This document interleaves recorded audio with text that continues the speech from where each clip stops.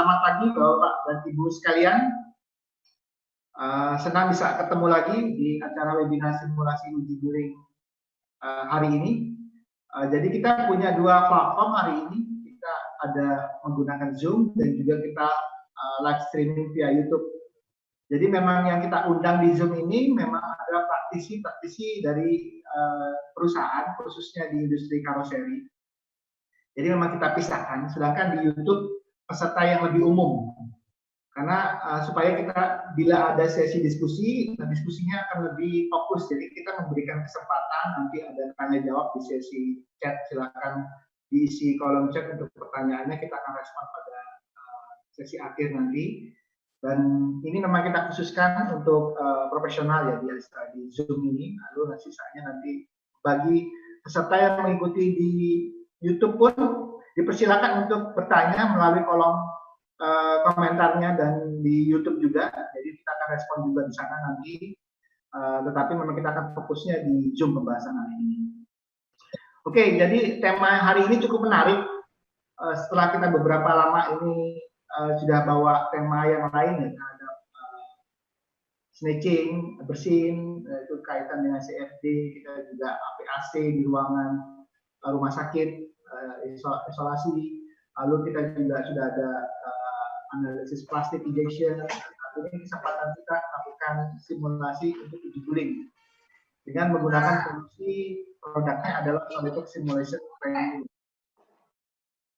Oke, alasannya kenapa kami memilih tema ini karena di beberapa industri karoseri saat ini sudah menerapkan simulasi uji guling, itu solusinya sangat mahal ternyata. Dan kami diminta untuk memberi alternatif solusi yang bisa lebih terjangkau. Nah, ini kita coba demokan dan berikan sampel yang real, yang mendekati aktualnya untuk melakukan uji guling. Pada kesempatan ini kita akan sharing knowledge yang sudah kita pelajari terkait dengan standarisasi uji guling yang diberlakukan oleh Disub ya saat ini. Oke, sebelum kita masuk ke materi, kita perkenalan dulu. Perkenalkan saya, nama saya Anton Prianto. Saya Kepala Cabang dari Arisma Data Setia, posisi ada di Sidoarjo. Arisma Data sendiri sudah menjadi reseller SolidWorks sejak tahun 96, jadi sudah sangat lama. Customer sendiri sudah lebih dari 500 perusahaan yang kita layani. Kantor Sidoarjo sendiri sejak tahun 2011, jadi sudah ada 9 tahunan ya kita di Sidoarjo untuk pelayanan di area Jawa Timur, Jawa Tengah, sampai Indonesia Timur. Dan sebagai reseller, Arisma Data komit untuk memberikan pelayanan terbaik. Itu kenapa kami juga selalu mengupdate skill dari tim kami, khususnya di technical, sehingga kita mendapatkan certified dari sisi service provider documentation. Ini artinya tim kita, technical kita itu sudah submit dari sekian standarisasi yang diminta oleh pihak resource system untuk mendapatkan sertifikasi. Ini bukan sertifikasi yang mudah, karena syaratnya sangat banyak yang diminta oleh SolidWorks. Dan juga untuk technical support secara khusus pun, ini juga sudah kita dapatkan untuk technical support provider-nya juga. Sehingga harapannya dengan skill yang mumpuni atau baik di tim kami dapat memberikan pelayanan yang lebih baik juga ke customer kami. Karena investasi software ini ya akan menjadi mubazir kalau pemakaiannya sendiri tidak maksimal, sehingga perlu adanya dukungan dari pihak kami sebagai penyedia softwarenya.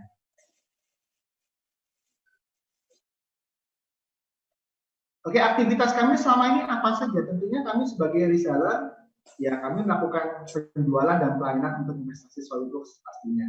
Selain itu, setelah pembelian kita memberikan training khusus sesuai dengan produk yang dibeli tentunya. Apabila produknya include dengan simulation, ya otomatis trainingnya pun akan mengarah ke simulation. Tetapi prinsip dari bisnis kami memberikan training bukan hanya sekedar melaksanakan SOP atau hanya formalitas training, tapi kami benar-benar menyiapkan materi training sesuai dengan kebutuhan dari customer, sehingga materi trainingnya menjadi lebih kompak dan bisa digunakan langsung dalam pekerjaan. Setelah training, kami pun memberikan dukungan project sebenarnya.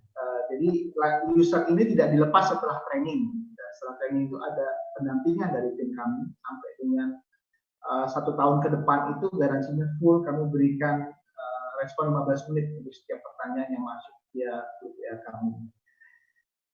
Selama ini pandemi ini juga kami banyak waktu luang sehingga kami pun juga melaksanakan beberapa kegiatan training untuk umum juga, baik tentunya melalui online yang kita lakukan karena kondisi pandemi ini belum memungkinkan untuk kita tatap muka.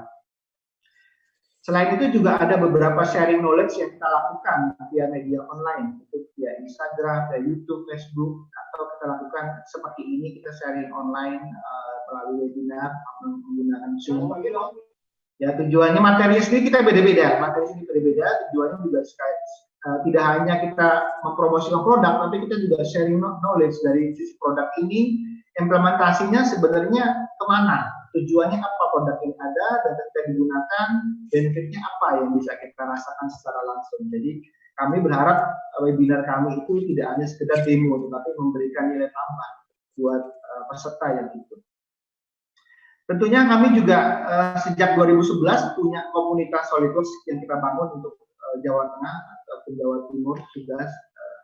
Dan saat ini kita coba kelola lagi komunitas ini melalui Telegram ya. Telegram itu kita bisa sharing knowledge, siapapun bebas untuk bertanya, yang menjawab juga tidak selalu dari Arisma Data, tapi juga bebas dari sesama member juga bisa saling sharing di sini. Tujuannya adalah agar kita membuat network dan juga bisa saling membantu dan bisa saling belajar juga melalui komunitas ini ya. Kopdar online juga akan dilakukan di awal bulan depan mungkin.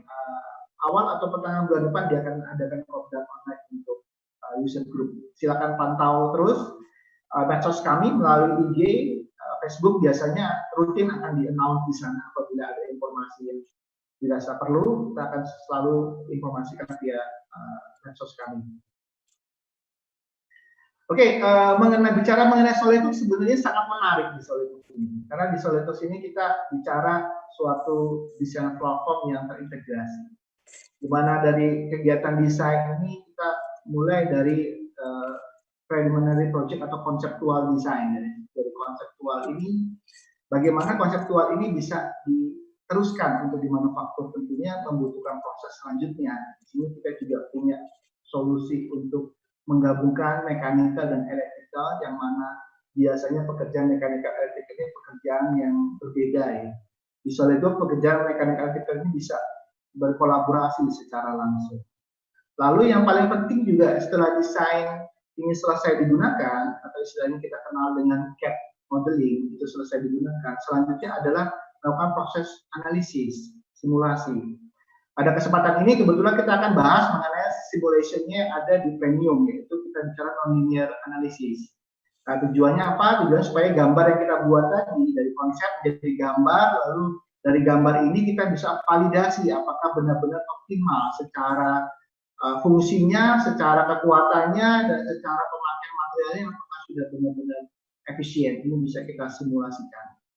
Dan alternatif lainnya untuk pekerjaan yang lain mungkin membutuhkan flow analysis ataupun injection plastik.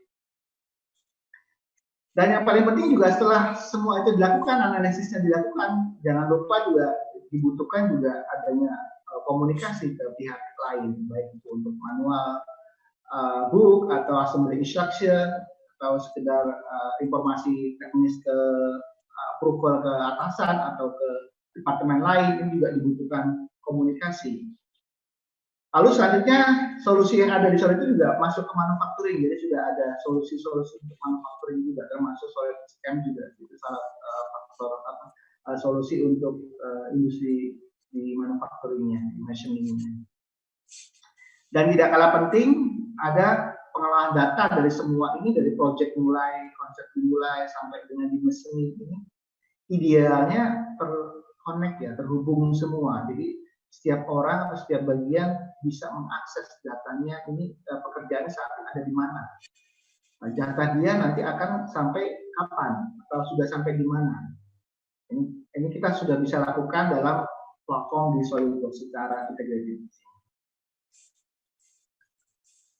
Oke,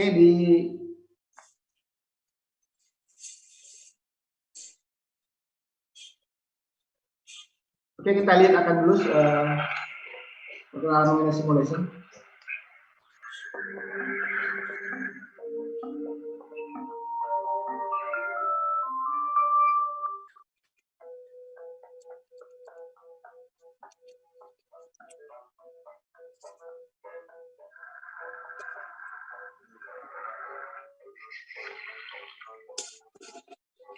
have a new design, and it looks awesome, but are you absolutely sure it will work? Waiting until production to test your design can be expensive and time-consuming. How do you decide which direction to take while you're still in the design phase? How do you know your design is strong enough? Which material will work best while keeping costs to a minimum? Is there a way to make it stronger, lighter, more efficient? And what about design changes? When these issues surface late in the design process, there is a recall due to design errors, the entire production comes to a halt. There has to be a better way. Enter SolidWorks Simulation. Using SolidWorks Simulation is the most efficient and complete way to validate your designs before you create a single prototype. In a matter of minutes, you can easily test your designs for flow, stress, temperature, factor of safety, pressure, and many other variables. Simulation takes the complexity out of testing your design, from small mechanisms to large machines. You can even validate injection molded plastics and calculate your design's environmental impact. SolidWorks Simulation does all the complicated calculations for you, so you can focus on designing. You can also determine the best materials and configurations, all before producing a single prototype. SolidWorks Simulation works directly within the SolidWorks interface, so you can validate while you work. You'll create the best designs the first time, every time. To learn more about SolidWorks Simulation, contact your SolidWorks reseller or visit our website at www.solidworks.com. SolidWorks Simulation, removing guesswork, reducing costs, streamlining development, accelerating innovation.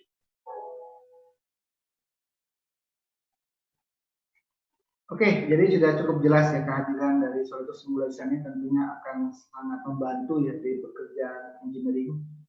Dan mengapa pilihannya di SolidWorks Simulation? Ya karena sebenarnya bicara desain engineering ini tidak bisa dipisahkan. Jika kita melakukan engineering activity atau pekerjaan analisis, tentunya yang kita analisis adalah modelingnya dulu. Nah, kelebihan dari SolidWorks Simulation ini, interface-nya itu di SolidWorks. Jadi kalau kita lihat tampilan screen-nya dari SolidWorks itu, simulation ada di situ. Sehingga bagi user SolidWorks ini sangat mudah sekali. SolidWorks ini terkenal suka digunakan oleh orang karena alasan kemudahannya. Dan simulation ini ada di dalam SolidWorks, sehingga sangat mudah tentunya digunakan oleh user. Bahkan sebenarnya bicara engineering ini harusnya dilakukan oleh seorang engineer, jadi tidak bisa asal-asalan untuk melakukan analisis. Tetapi di SolidWorks pun seorang desainer yang bukan murni engineer masih bisa melakukan analisis di SolidWorks karena memang mudah, parameternya sudah dibuat semudah mungkin sehingga inputnya menjadi lebih sederhana di SolidWorks. Dan tentunya hasilnya pun tetap mendekati aktual. Ini juga tergantung dari kondisi materialnya sendiri, kondisi prosesnya sendiri atau nanti mesinnya sendiri. Tentunya parameter-parameter perlu dipertimbangkan juga, apapun softwarenya, parameter itu harus mendekati aktual sehingga hasilnya bisa mendekati aktual. Kelebihan lain tentunya ini solusinya menjadi sangat murah ya, karena di produk SolidWorks ini selain juga masih ada yang versi perpetualnya, walaupun saat ini SolidWorks sudah mengarah ke DD Experience yang platformnya adalah cloud, tapi saat ini masih ada on-premise-nya, masih dijual produk perpetualnya, sehingga investasinya pun mungkin bisa seperempatnya dari nilai software analisis yang ada di luaran yang digunakan untuk uji guling. Jadi sangat menarik kesempatan ini kita bisa memperkenalkan SolidWorks Simulation dalam uji guling bus yang akan kita demokan oleh Mas Samsul tentunya. Untuk informasi lebih jauh mengenai SolidWorks bisa difoto atau dicatat nomor ini, kita terima line yang bisa dihubungin atau via email juga admin@arisma.id. Oke, cukup sekian dari saya. Mas Ibnu Samsul dipersilakan untuk mempresentasikan materi uji guling yang sudah disiapkan. Oke, waktu dan tempat saya persilakan. Ya, jadi selamat pagi Bapak-bapak semuanya. Ya, seperti sebelumnya perkenalkan, nama saya Ibnu Samsul Kurniawan. Nah, saya merupakan salah satu technical support dari PT Arisma Data Setia ya, di kantor Cabang Sidoarjo. Oke, seperti dijelaskan sebelumnya bahwa webinar pagi ini kita akan membahas tentang rollover test atau uji guling. Ya, yang sesuai dengan standar UN ECE Regulation nomor 66.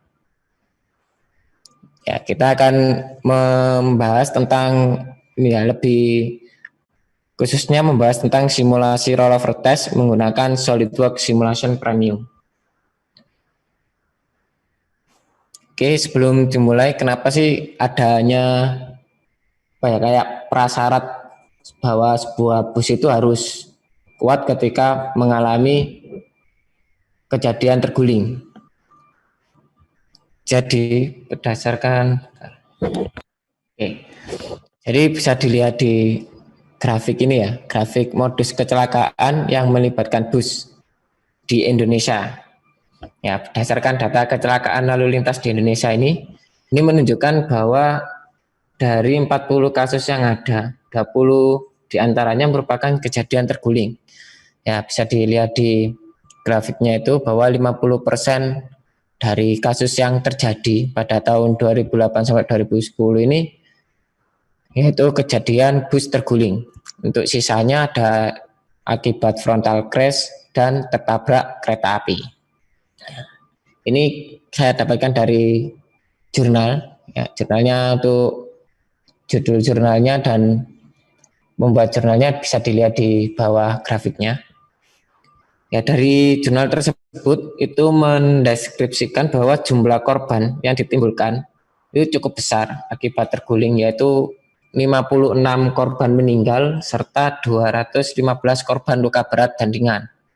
Selain itu, dalam jurnal yang sama itu menyebutkan bahwa di Hongaria itu meskipun kejadian tergulingnya tidak sebanyak di Indonesia, tapi angka jatuh korbannya cukup besar. Dan di Eropa juga kejadian bus terguling ini mempunyai porsi 42% dari 47 kejadian kecelakaan. Ya, dengan kenyataan ini, maka tidak berlebihan jika uji guling ini dijadikan sebagai metode dalam menilai kekuatan superstruktur dari sebuah bus. Ya, karena hal terpenting dalam desain bus itu yaitu untuk mencegah ini ya, mencegah banyaknya korban akibat kejadian terguling itu, superstruktur itu harus mempunyai konstruksi yang bagus dan menyediakan ruang aman bagi penumpang dan awak bus, di mana deformasi yang terjadi atas superstruktur ini tidak sampai melewati ruang aman tersebut. Ya, salah satu regulasi yang mengatur tentang hal tersebut itu yaitu UN ECE R66. Ya, jadi bagaimana sejarahnya UNRCE R66 ini bisa dijadikan standar internasional dalam penentuan kekuatan superstruktur khususnya untuk uji guling. Jadi untuk pertama kalinya itu di Hongaria itu dilakukan real rollover test pada tahun 1972. Nah, kemudian dilakukan juga hal yang sama ini untuk model bus yang berbeda ya. Itu dilakukan juga real rollover test ini di tahun 1983. Jadi Hongaria ini telah memainkan peran perintis dalam pengembangan spesifik pengujian untuk keselamatan rollover. Ya, Hongaria adalah yang pertama melakukan uji rollover test. Ya, seperti disebutkan tadi pada tahun 1972. Dan di waktu yang sama, hampir di waktu yang sama itu Inggris juga menerapkan konsep dasar dan mengembangkan metode tes sendiri, metode rollover test sendiri. Pada akhirnya metode rollover Inggris dan Hongaria ini disederhanakan dan diterima sebagai European Regulation yang kita kenal dengan UN ECE R66 pada tahun 1986. Ya, jadi sejarahnya kayak gitu untuk bisa terbentuknya regulasi ini ya, regulasi internasional yang dipakai untuk standar uji guling. Ya, terus untuk dipilihnya kenapa banyak sekali negara yang menggunakan regulasi ini untuk sebagai standar bahwa superstruktur bus itu kuat atau tidak kayak gitu. Yaitu karena yang pertama UNECE ini standar yang paling banyak dianut negara-negara di dunia. Dan di UNECE R66 ini memberikan paduan yang jelas dan relatif mudah mengenai tata cara dan kriteria uji guling.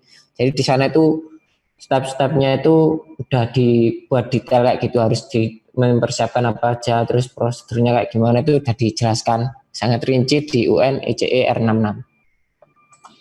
Nah, untuk yang ketiga ini di UNECE R66 ini memberikan beberapa alternatif uji guling yang dapat dipilih sesuai kondisi dan kesiapan negara yang bersangkutan. Jadi enaknya itu di regulasi ini tuh nggak harus spesifik uji gulingnya harus seperti ini. Jadi dia memberikan beberapa alternatif yang nanti akan kita bahas di set selanjutnya. Nah, alternatif ini bisa dipilih sesuai kesiapan dari negara yang bersangkutan dan perusahaan karoseri yang akan melakukan uji guling kayak gitu. Ya, ini ada beberapa istilah umum ya yang terdapat di UNECE R66, yaitu kayak superstruktur, rigid part, by, connecting element, bodywork kayak gitu. Jadi untuk superstruktur sendiri itu bisa dilihat di gambar ini ya. Ini bentuk real dari superstruktur bus. Itu merupakan struktur yang berfungsi untuk menjaga residual space atau ruang aman pada saat rollover test. Ya, untuk body section ini ada body section. Ya, body section ini unit struktural yang mewakili satu bagian dari superstruktur untuk tujuan uji persetujuan. Jadi di dalam UNECE R66 body section ini harus berisi setidaknya 2 bay yang dihubungkan oleh elemen penghubung. Ya, 2 bay itu bisa dilihat ini yang ditunjuk arah panah ini namanya bay, yaitu bagian dari superstruktur yang membentuk struktur closed loop antara 2 bidang yang tegak lurus dengan sumbu longitudinal kendaraan. Seperti ini. Ya, kemudian ada istilah residual space yang seperti dijelaskan di awal, itu merupakan ruang aman, yaitu ruang yang harus dipertahankan di bagian penumpang dan pengemudi untuk memberikan kemungkinan bertahan hidup yang lebih baik bagi penumpang saat terjadi kecelakaan terguling. Terus ada istilah unladen curb mass. Ya, berarti massa kendaraan dalam keadaan kosong, tidak bermuatan, tetapi dengan penambahan 70 kg untuk massa pengemudi, massa bahan bakar sesuai dengan 90% kapasitas tangki bahan bakar, dan massa cairan pendingin, pelumas, perkakas, serta roda cadangan jika ada. Jadi unladen curb mass ini nanti akan dibutuhkan untuk kalkulasi nilai yang dinilai untuk mendefinisikan apakah struktur tersebut sudah sesuai dengan regulasi atau belum. Oke, ini beberapa dokumen ya yang perlu dipersiapkan ketika mengajukan persetujuan uji guling yang dijelaskan di regulasi 66 tadi, ECE R66. Itu ada data identifikasi utama dan parameter kendaraan atau tipe kendaraan. Nah, ini data identifikasi ini terdiri dari beberapa sub, yaitu kayak gambar umum layout kendaraan, nilai unladen curb mass dan beban dari aksel, kemudian perhitungan CUG, nilai massa total kendaraan, nilai referensi energi, gambar dan deskripsi detail dari superstruktur pada tipe kendaraan. Kemudian ada gambar detail dari residual space. Nah, ini beberapa ya, masih ada banyak sebenarnya ya, kalau dibaca di regulasinya itu ada beberapa tambahan lagi. Kemudian yang kedua ini ada dokumentasi yang lengkap parameter data berdasarkan pada metode tes persetujuan yang dipilih oleh perusahaan karoseri. Ya, di regulasi ini kan dia memberikan alternatif ya, seperti dijelaskan tadi, bahwa dia mempunyai alternatif metode uji guling. Jadi untuk dokumen yang kedua ini tuh berdasarkan ini ya, uji guling yang dipilih, metode mana yang dipilih. Jadi nanti tinggal dilihat pada persyaratan apa aja yang dibutuhkan di metode uji guling yang dipilih tersebut untuk melengkapi dokumentasi dan parameter. Ya, untuk case ketiga, untuk yang ketiga ini, itu untuk case kendaraan bergandeng. Jadi untuk semua informasi yang di atas itu diberikan secara terpisah untuk dua bagian rigid part ya. Jadi bagian kepala dan ekornya misalkan bergandeng itu harus dipisah dokumennya. Yang dokumen-dokumen di atas tadi, dokumen 1 dan 2 ini harus dipisah, kecuali untuk gambar umum layout kendaraan. Ya, karena gambar umum layout kendaraan ini dia merupakan gambar kendaraan secara utuh. Jadi dia satu aja gitu, satu full kendaraan pada kondisi bergandeng kayak gitu. Oke, persyaratan rollover test. Ya, persyaratan rollover test itu struktur dari kendaraan itu harus memiliki kekuatan yang cukup untuk memastikan bahwa residual space ini tidak mengalami kerusakan, baik ketika maupun setelah uji rollover.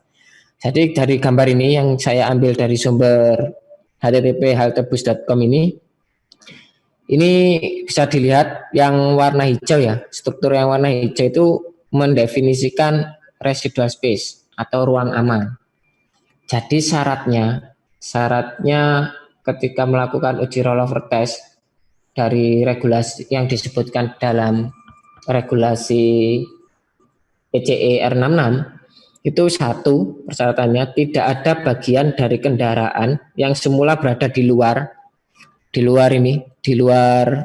residual space. Jadi struktur ataupun komponen apapun yang berada di luar residual space ini tidak boleh masuk ke residual space selama proses pengujian. Gitu.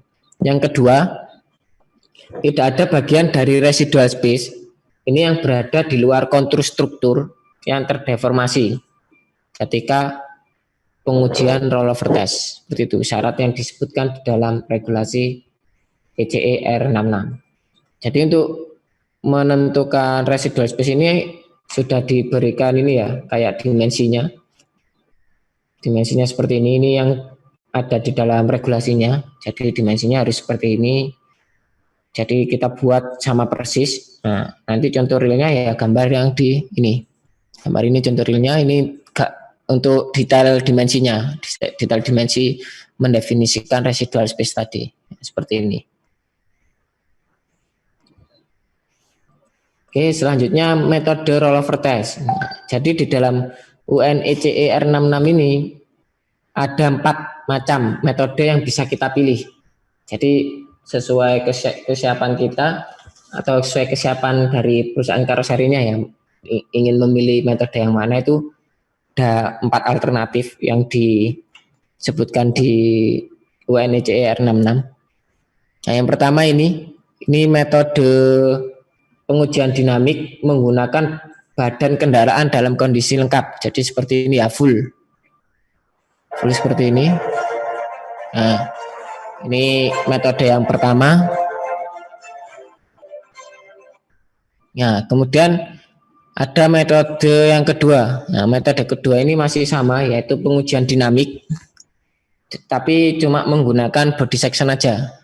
Jadi kayak bagian hanya bagian dari superstrukturnya kayak gitu. Ini body section seperti yang dijelaskan pada slide sebelumnya. Nah, di body section kan minimal harus berisi 2 bay. Nah, ini di contoh ini ada 4 ya, sekitar 4 bay. Nah, ini untuk pengujian yang kedua, alternatif pengujian yang kedua. Ya, seperti itu. Kemudian ada metode pengujian kuasi statik menggunakan body section. Nah, jadi dia pengujiannya seperti ini, bendanya diam. Ya, superstruktur atau ini diam, kemudian kayak dikasih beban gitu ya. Dan arah bebannya ini nanti akan dibahas untuk perhitungannya seperti apa. Jadi ini yang pernah dilakukan di Hungaria kayak gini untuk pengujian kuasi statik menggunakan body section. Ada yang ditarik dengan katrol seperti ini, kemudian ada yang memakai pendulum. Nah, seperti ini. Gambar kedua. Ini 2 gambar ini merupakan pengujian kuasi statik menggunakan body section. Kemudian di alternatif keempat, ya, di alternatif keempat ini metodenya pakai simulasi menggunakan komputer, ya, atau lebih kita kenal dengan metode elemen hingga, ya. Seperti itu. Jadi ini merupakan 4 metode yang diberikan oleh UNECE R66. Jadi kita bisa milih salah satu dari 4 metode ini. Oke, selanjutnya ini tentang, kita pasti tidak asing dengan istilah CAE, ya. Jadi CAE ini Computational Aided Engineering. Ya, dengan adanya teknologi ini kita dipermudah dalam penyelesaian masalah engineering, terutama pada benda-benda yang berukuran besar dan kompleks. Jadi CAE ini mencakup analisa seperti finite element. Nah, finite element analisis ini yaitu metode elemen hingga tadi yang saya sebutkan sebelumnya. Kemudian ada computational fluid dynamic, multi body dynamic, dan optimalisasi. Nah, FEA sendiri yang digunakan biasanya untuk simulasi komputer gitu ya, simulasi struktur gitu, itu merupakan suatu cara untuk menyelesaikan permasalahan engineering dengan membagi objek menjadi bagian-bagian kecil yang terhingga. Dengan menggunakan teknologi CAE yang ada sekarang, ini kita bisa mendapatkan hasil yang mendekati uji eksperimen. Dan nanti bisa disertai ini tampilan grafis yang sangat informatif, ya. Jadi selain ada kayak kontur warnanya supaya kita bisa mengetahui titik kritis dari komponen yang kita buat itu di mana. Juga ada data ini kayak nilai-nilainya. Jadi distribusi nilai dari stresnya itu berapa aja. Terus kita bisa lihat juga faktor keamanannya gimana kayak gitu.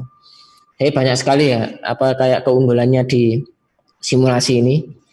Selain kita bisa dapat informasi kayak gini, distribusi penyebaran stres, kemudian faktor keamanannya berapa, itu kita juga dapat meminimalkan pembuatan prototipe, yang tentunya hal tersebut akan memangkas waktu, ya, sehingga proses untuk produksinya lebih cepat. Jadi yang biasanya buat prototipe sampai 5 kali karena gagal terus itu bisa diminimalkan dengan acuan simulasi yang sudah dilakukan, ya, gitu. Ya, ini di webinar kali ini kita akan mensimulasikan metode ketiga yang ada di regulasi UNECE R66, yaitu pengujian kuasi statik menggunakan body section. Nah, seperti pada gambar ini. Yaitu pemilihan metode ini itu dikarenakan metode yang paling sederhana dan jelas parameternya. Jadi kenapa paling sederhana? Karena dia cuma menggunakan body section dan pembebanannya secara kuasi statik, gitu. Kemudian dengan mensimulasikannya di komputer, maka kebutuhan fasilitas uji guling dan pekerjaan fisik pengujian tidak lagi menjadi prasyarat utama. Jadi ketika kita udah punya data pengujian ini, untuk uji nyatanya itu tidak menjadi prasyarat utama lagi. Akan tetapi pengujian secara nyata ini hanya dilakukan ketika muncul keraguan, ya, keraguan atas hasil simulasi komputernya. Tapi ketika kita udah melakukan uji eksperimen secara nyata, kemudian kita bandingkan dengan hasil simulasi, itu kan kita pasti udah dapat keakuratan dari simulasi komputernya.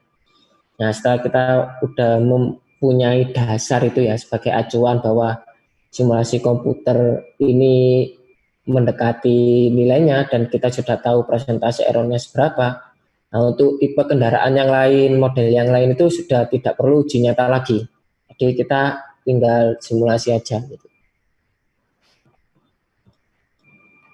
Kemudian metode ini menjanjikan banyak manfaat dan kemudahan. Ya, itu seperti dijelaskan tadi, manfaatnya bisa meminimalisir kegagalan waktu uji nyata, kemudian meminimalkan prototipe, ya, dan mempersingkat waktu untuk mempercepat proses produksinya. Nah, selain itu dia sangat mudah karena hanya body section aja yang dianalisis dan pembebanannya pun hanya pembebanan kuasi statik.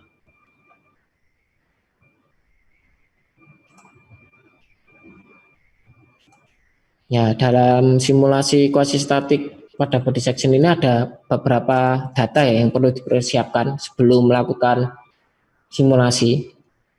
Ya, seperti arah pemberian gaya. Nah, ini sudah dijelaskan sangat rinci di dalam regulasi. Jadi arah pemberian gaya pada pengujian kuasi statik ini dirumuskan seperti ini. Nah, ini untuk skemanya. Jadi diletakkan di bagian ini ya. Bagian yang ditunjuk ini, saya tunjuk ini. Nah, ini.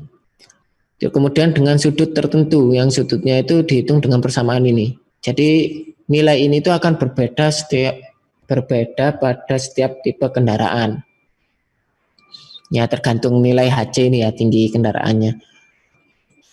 Kemudian ada total energi yang diserap bus, ini harus dilakukan perhitungan agar kita bisa menganalisa apakah hasil dari simulasi itu menunjukkan superstruktur tersebut gagal atau tidak. Jadi ini beberapa yang dibutuhkan, perhitungan yang dibutuhkan. Ya, ini ada energi yang diserap oleh masing-masing bay. Kemudian ada energi minimal yang diserap oleh body section. Ya, ini syarat ya. Jadi body section itu harus memiliki energi yang lebih besar dari energi minimal ini. Jadi energi minimal ini bisa dihitung dari massa body section dibagi massa total, kemudian dikali energi total kayak gitu. Bisa pakai perbandingan seperti itu dari jurnal yang telah saya baca. Jadi dalam melakukan simulasi kuasi statik pada body section ini, selain parameter ini ya, perhitungan seperti ini, kita butuh juga setting kondisi batasnya seperti apa, kemudian material yang digunakan superstruktur itu apa, dan besarnya pembebanan. Jadi besarnya pembebanan itu kita cari seberapa besar, nanti dijelaskan di slide selanjutnya. Ya, ini untuk beberapa dimensi yang akan dibutuhkan untuk proses analisa setelah hasil simulasi didapatkan. Ya, untuk mendapatkan ini ya, dimensi-dimensi ini kita bisa menggunakan itu tools di SolidWorks. Jadi ketika sudah melakukan desain secara keseluruhan dari bus kayak gitu, yang terdiri dari superstruktur dan sasisnya gitu ya. Jadi sudah komplit kayak gini, itu bisa dilakukan pengukuran seperti itu dimensinya, dan di SolidWorks ini bisa untuk pemberian dimensi bisa menggunakan equation. Jadi untuk mencari alfa atau titik pembebanannya itu bisa langsung pakai equation seperti itu. Ada simbol E-nya ini, simbol sigma. Nah, ini merupakan dimensi yang menggunakan equation. Jadi kita bisa langsung tinggal masukkan persamaan tadi, kemudian klik parameter yang dibutuhkan dalam persamaannya, nanti hasilnya langsung muncul seperti ini. Ya, ini beberapa dimensi yang nantinya diperlukan untuk perhitungan untuk mengetahui energi yang diserap body section ya, seperti ini. Ya, kemudian parameter material ya, dari beberapa jurnal dan referensi. Ini nanti simulasinya saya akan menggunakan material SAPH 41 atau CIS G3113. Yang material ini dari beberapa jurnal itu memang banyak digunakan untuk ini ya, materialnya superstruktur kayak gitu. Jadi dengan properties material yang saya dapatkan itu seperti ini, yield strength-nya 255, ada yield strength, ultimate strength, modulus Young, dan tangent modulus. Jadi di tangent modulus ini itu merupakan pendekatan untuk mendeskripsikan area plastis. Karena kan pasti di simulasi superstruktur ini beban yang diberikan sangat besar dan tingkat stres yang terjadi di materialnya itu kebanyakan ini ya melewati area yield strength-nya. Jadi dia udah masuk di daerah plastis kayak gitu. Jadi fungsinya tangent modulus ini untuk melinearkan area plastisnya. Jadi digunakan pendekatan seperti itu. Jadi grafik antara stres-stresnya seperti ini. Ya, pemilihan material ini harus sangat diperhatikan karena ketika input properti materialnya tidak sesuai dengan kondisi yang ada, kondisi lapangan yang ada, nanti hasil dari simulasi akan jauh berbeda sama hasil uji nyatanya ya.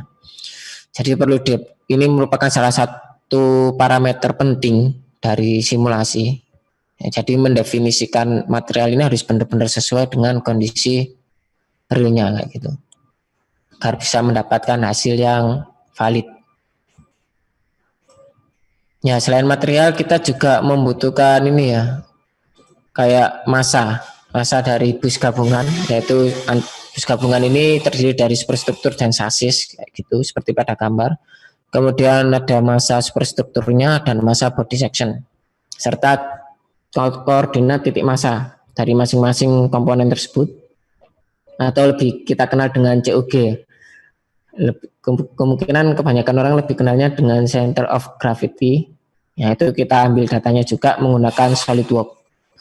Jadi di SolidWorks ketika kita sudah melakukan desain detail kayak gini, kemudian sudah mendefinisikan materialnya, itu kita bisa langsung mengetahui massanya berapa serta COG-nya berapa kayak gitu. Langsung menggunakan tool yang ada di SolidWorks untuk mengevaluasi data-data tersebut.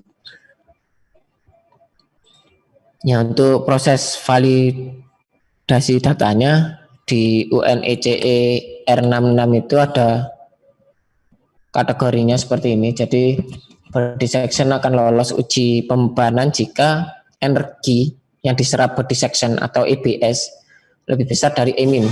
Nah, energi minimal yang diserap body section yang didapatkan dari persamaan sebelumnya. Kemudian body section gagal uji apabila EBS ini lebih kecil dari Emin. Ya, besarnya EBS ini didapatkan dari hasil perkalian antara ini ya, hasil luasan ini ya, perhitungan luas kurva load versus deformasi. Ya gitu. Kemudian dari kurva load versus deformasi ini dilakukan perhitungan sehingga mendapatkan nilai energi EBS, nilai EBS ini. Nah, seperti itu. Jadi dua kurva ini saling berkaitan ya. Nah, untuk menentukan titik EBS, ini itu ada dua ketentuan yang disebutkan dalam UNECE R66. Yang pertama, tersentuhnya residual space oleh superstruktur yang terdeformasi sebelum tegangan ultimate material superstruktur tercapai.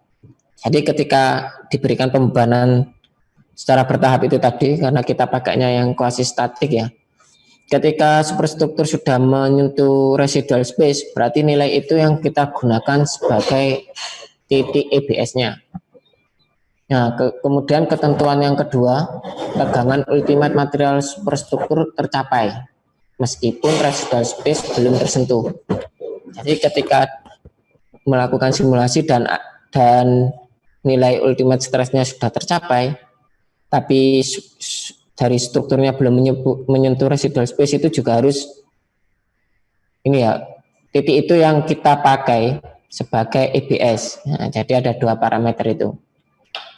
Yang perlu ditekankan adalah dua parameter ini dalam melakukan pengujian kuasi statik.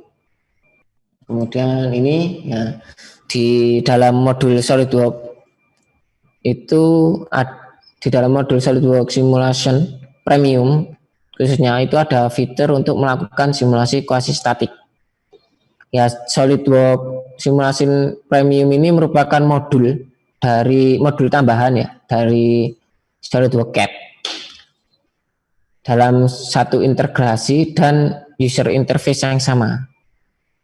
Jadi keunggulannya di sini, ketika kita sudah mendesainnya di SolidWorks mendesain superstructure atau bus dalam kondisi lengkapnya.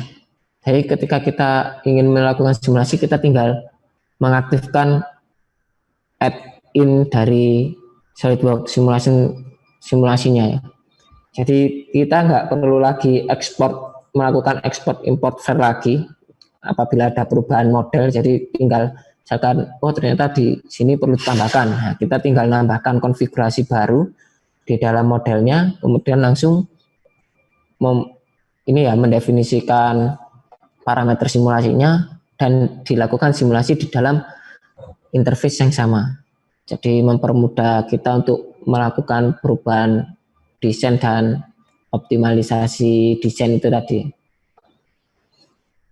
Oke, di dalam SolidWorks Simulation Premium ini ada fitur non-linear ini ya, dan ini yang akan kita gunakan untuk melakukan simulasi uji guling dengan pembebanan kuasi statik pada body section. Jadi pertama sebelum melakukan simulasi itu kita tentukan stadinya dulu. Jadi di sini kan di SolidWorks Simulation Premium ini banyak sekali jenis stadinya ya. Kalau dilihat, nah ini kita harus tentukan terlebih dahulu jenis stadinya yang akan digunakan apa, kemudian melakukan setting boundary kondisi atau kayak parameter pembebanan, titik tumpu kayak gitu. Nah ini untuk setting boundary kondisinya seperti ini. Jadi karena di SolidWorks itu belum ada, di database SolidWorks itu belum ada material jenis SAP-H41, nah di situ kita harus melakukan custom material. Nah di dalam SolidWorks Simulation itu bisa ini ya, memiliki kemampuan untuk membuat material baru dengan syarat properties material yang dibutuhkan dalam mengcustom materialnya tadi itu sudah lengkap. Jadi kita tinggal input nilai-nilai properties materialnya. Ya, kemudian setelah mendefinisikan membuat material baru kayak gitu, kita tinggal definisikan pada part-partnya seperti ini. Jadi ini sudah didefinisikan SAPH41. Nah ini material custom ya, hasil custom. Nah perlu diingat kembali untuk custom material ini, pastikan properties material itu lengkap dan sesuai dengan kondisi realnya gitu. Nah, kemudian ini letak pembebanan yang diberikan ya sesuai dengan nilai alfa yang telah diukur tadi. Itu seperti ini, bisa ditunjukkan pada ini anak panah warna ungu ini menunjukkan arah pembebanannya seperti ini. Ya, kemudian meshing. Nah, di dalam proses meshing sebelum melakukan sebelum proses kalkulasinya itu kan perlu melakukan meshing terlebih dahulu. Nah, itu kita tambahkan di sini, kita menambahkan mesh control. Nah, mesh control ini untuk mendefinisikan itu ya kerapatan mesh yang berbeda baik di face atau di komponen tertentu yang dia pada awal memakai global mesh itu mengalami kegagalan. Jadi perlunya ditambahkan mesh control untuk mendapatkan mesh yang lebih bagus dan sesuai kebutuhan. Jadi dia tidak terlalu tinggi. Kalau terlalu tinggi nanti kita akan lama di proses kalkulasinya dan tidak terlalu jelek. Nanti kalau terlalu jelek selain bisa membuat gagal dalam proses solving, itu juga bisa untuk keakuratannya juga bisa berkurang ya. Jadi dia lebih jelek nanti hasilnya. Ya, gitu. Jadi mesh ini juga sangat diperhatikan untuk proses simulasi. Oke, selanjutnya ini pemberian besar nilai pembebanan. Jadi nilai pembebanan di sini karena kita pakai kuasi statik, pembebanannya ini diberikan secara bertahap dengan nilai tertentu. Nah, bisa dilihat di grafiknya ini ya. Ini grafiknya kenapa menurun, nilainya negatif karena arah dari gayanya ini berlawanan dengan sumbu yang ada di SolidWorks ya. Arahnya berlawanan dengan sumbu positif yang ada di SolidWorks, makanya grafiknya menunjukkan menurun. Ya gitu. Dan nilai pembebanan ini kita dapatkan dengan cara trial error sampai dua ketentuan tadi sudah terpenuhi salah satu ya. Yang pertama itu strukturnya sudah menyentuh residual space atau ultimate strength dari materialnya sudah tercapai meskipun belum menyentuh residual space, seperti itu. Jadi kita coba untuk besar pembebanannya. Ya, setelah itu kita hasilnya seperti ini. Setelah kita lakukan simulasi, nanti hasilnya seperti ini. Itu hasil dari simulasi koasi statiknya. Jadi bisa dilihat dari hasilnya ini bahwa nilai stresnya masih jauh di bawah ultimate strength dari material. Ya, ultimate strength dari materialnya kan tadi itu sebesar 402 megapascal untuk material SAPH 41. Sedangkan di sini masih untuk stres tertingginya masih bernilai 293 megapascal. Ya, tapi kondisi strukturnya sudah menyentuh residual space. Nah, nilai dari beban ini, besarnya beban pada kondisi ini dan besarnya deformasi pada kondisi ini yang akan dipakai untuk nilai EBS-nya. Ya, ini untuk bentar. Ya, ini untuk itunya video animasi dari hasil simulasi yang sudah dilakukan seperti ini.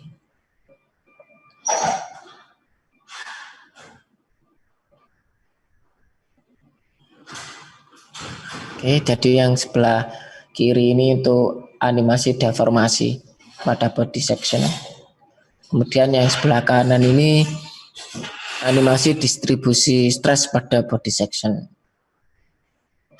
Ya, dari hasil simulasi tadi, yang outputnya berupa besarnya gaya dan besarnya deformasi itu masih perlu kita olah untuk mendapatkan energi yang diserap oleh body section atau EBS tadi. Jadi mengacu pada persamaan yang telah dijelaskan di slide sebelumnya, itu didapatkan hasil perhitungan seperti ini. Ya, jadi untuk nilai-nilai yang didapatkan dari simulasi itu ini deformasi, time step, kemudian deformasi dan load. Kemudian kita cari dari hasil ini kan kita buat grafik hubungan antara load dan deformasi atau kurva. Nah, dari kurva tersebut kita cari luasan kurva tersebut untuk mendapatkan nilai EBS-nya. Nah, seperti itu. Jadi di sini nilai EBS pada titik tersentuhnya residual space tadi sebesar 1925. Sedangkan energi minimal dari hasil perhitungan sesuai ECER 66 itu 3.800. Jadi hasil kurvanya seperti ini. Jadi kita dapatkan dari simulasi itu berupa load versus deformasi seperti ini. Nah, seperti ini. Kemudian dari hasil load versus deformasi kita hitung luasannya. Jadi misalkan di titik ini itu ini luasannya seperti ini. Kayak ngitung luasan segitiga ya kalau pakai pendekatan. Nah, dicacah gini, dikasih garis-garis gini, nanti kalau mau ngitung nanti luasannya tinggal luasan persegi ini ditambah dengan luasan sisa dari segitiga di atas, ya, kayak gitu untuk pendekatannya. Nah, perhitungan tersebut bertujuan untuk mendapatkan ini kurva energi versus deformasi. Ya, yang bawah ini energi yang diserap body section, yang atas ini energi minimal. Jadi kita tarik titik di mana EBS tercapai, nah, seperti ini. Nah, kemudian kita lihat bahwa EBS-nya masih jauh di bawah Emin. Ya, kesimpulannya berdasarkan grafik yang telah dibuat tadi bahwa nilai EBS lebih kecil dari Emin. Dengan demikian sesuai standar yang ada bahwa superstruktur ini, body section dari superstruktur ini tidak lulus dalam simulasi rollover test. Ya. Ya, untuk sarannya ketika udah melakukan pengujian ternyata gagal. Nah, ini kayak ada beberapa saran. Kita bisa menambahkan beberapa konfigurasi struktur untuk memperkuat superstruktur yang gagal uji. Jadi difokuskan pada area itu. Kita coba fokuskan pada area tersebut, kita tambahkan kayak konfigurasi struktur gitu, penguat di area situ. Kemudian kita menggunakan jenis BIM yang berbeda. Jadi di sini kan awalnya untuk by dan strukturnya itu pakai L ya, CL kayak gitu. Nah, ini kita ubah menggunakan square beam dengan ukuran 40 kali 40 dengan tebal 2,6 mili. Seperti itu. Kemudian ada lagi yaitu melakukan simulasi dan perhitungan ulang. Simulasi dan perhitungan ulang dari redesign yang sudah dilakukan sampai kita mendapatkan nilai ini ya, nilai EBS yang sesuai standar atau di atas Emin lah, EBS di atas Emin atau minimal sama dengan Emin. Ya, kemudian perlu juga dilakukan pengujian eksperimental terhadap body section yang sesungguhnya agar kita mengetahui sejauh mana metode simulasi komputer ini dapat dijadikan alternatif rollover test sebenarnya. Jadi tujuannya seperti yang saya jelaskan sebelumnya. Tujuannya itu supaya kita bisa mengetahui keakuratan dari simulasi komputer dan presentasi errornya berapa gitu. Dari antara simulasi dengan eksperimen. Jadi ketika kita sudah memiliki hal tersebut, ya kita bisa melakukan simulasi komputer tanpa perlu uji nyata lagi karena sudah memiliki nilai acuan awal tadi. Oke, dari hasil redesign superstruktur itu didapatkan seperti ini ya, modelnya berubah seperti ini, jadi lebih padat. Nah, secara tidak langsung dengan perubahan model seperti ini, penambahan struktur dan pengubahan jenis BIM-nya, itu maka nilai massa dan COG-nya akan juga ikut berubah. Jadi data ini perlu diambil lagi dengan evaluasi menggunakan tools di SolidWorks, kita ambil lagi buat perhitungan EBS nanti. Jadi ini massanya bertambah besar ya, jadi 4.400. Kemudian untuk superstrukturnya aja jadi 1.700 seperti ini. Ya, kemudian untuk hasil simulasinya didapatkan bahwa nilai stres yang dihasilkan masih belum melewati tensile stress, tapi residual space sudah tersentuh oleh struktur. Sehingga data ini pada kondisi inilah yang dipakai buat penentuan titik EBS-nya. Ya, pada simulasi ini besarnya beban maksimal itu sebesar 14.000 Newton. Akan tetapi load ketika residual space tersebut itu bernilai kurang lebih 13.900.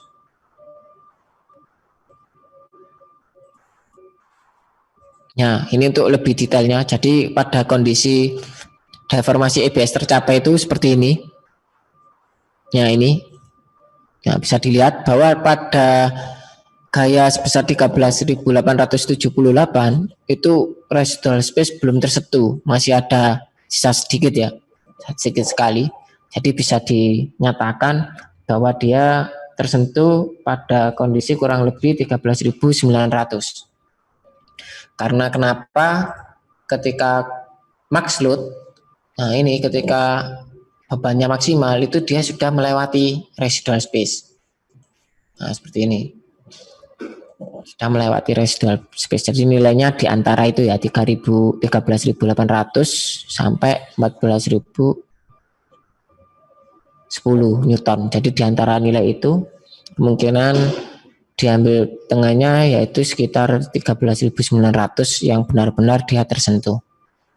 Ya, dari hasil tersebut kita olah lagi, kita lakukan perhitungan, didapatkan nilai EBS seperti itu. Kemudian dari tabel tersebut kita buat kurva seperti contoh yang sesuai dengan regulasi ya.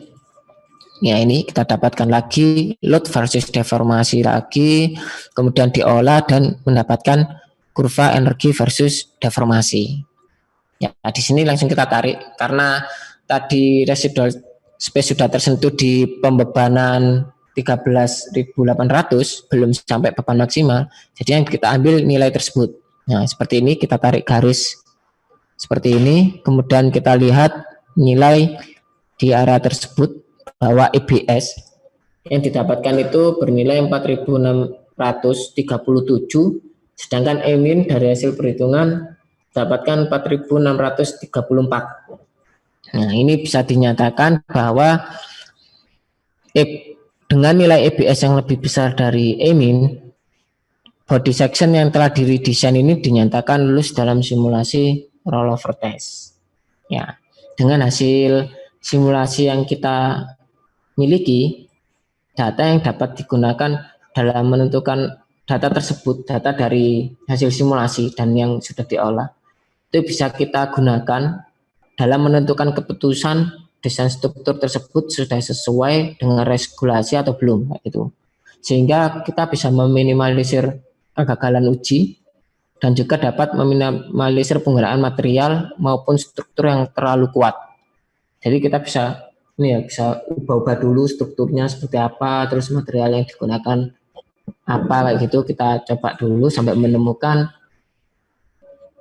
desain yang optimal. Jadi dia tidak terlalu berat karena materialnya, tetapi sudah cukup kuat menahan deformasi seperti itu. Nah, selain itu kan dengan adanya data hasil simulasi ini kita bisa memperpendek ini ya pembuatan prototipe. Jadi istilahnya ketika biasanya buat sampai 5 kali diuji gagal kayak gitu, misalkan contohnya seperti itu. Dengan adanya data simulasi itu kita bisa memangkas hal tersebut sehingga bisa pada akhirnya bisa mempersingkat waktu untuk proses produksi massanya kayak gitu. Oke, untuk yang terakhir ini beberapa referensi yang mungkin bisa dicatat oleh Bapak-bapak. Ini referensi yang kami pakai untuk membuat PPT ini. Jadi yang pertama ada regulasi UNECER 66 sendiri, dan ada tesis dari Bapak Prabowo Heri yang lulusan dari Institut Teknologi Bandung ini. Kemudian yang ketiga ini ada paper ya yang menunjukkan beberapa metode tes superstruktur di Hungaria kayak gitu.